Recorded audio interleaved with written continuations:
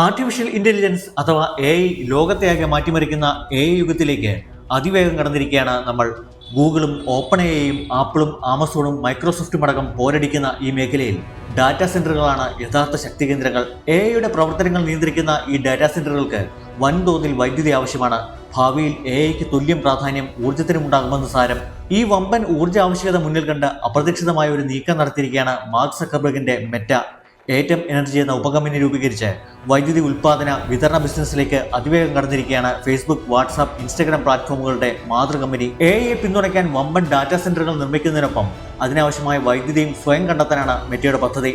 $10 billion ഇതിനായി നിക്ഷേപിച്ചിരിക്കുന്നത്.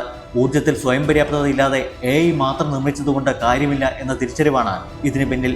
US ഇല്ലിനോയിൽ നിരവധി ആണവ പ്ലാന്റുകളുമായി ദീർഘകാല ഊർജ്ജ കരാറുകൾ മെറ്റ ഒപ്പിട്ട് കഴിഞ്ഞു. ലൂസിയാനയിൽ മെറ്റ ഡാറ്റാ സെന്ററുകൾക്ക് വൈദ്യുതി ലഭ്യമാക്കാനായി 3 വാതകാധിഷ്ഠിത പവർ പ്ലാന്റുകൾ നിർമ്മിക്കും. ഇതിനൊപ്പം വമ്പൻ വിൻഡ് സോളാർ പദ്ധതികളിലും മെറ്റ നിക്ഷേപം നടത്തുന്നുണ്ട്. AI യുദ്ധത്തിൽ മെറ്റയെ ബഹുദൂരം മുന്നിലെത്തിക്കാനുള്ള ഒരു ചുവടാണ് ഏറ്റം എനർജിയിലൂടെ സക്കർബർഗ് വെച്ചിരിക്കുന്നത്.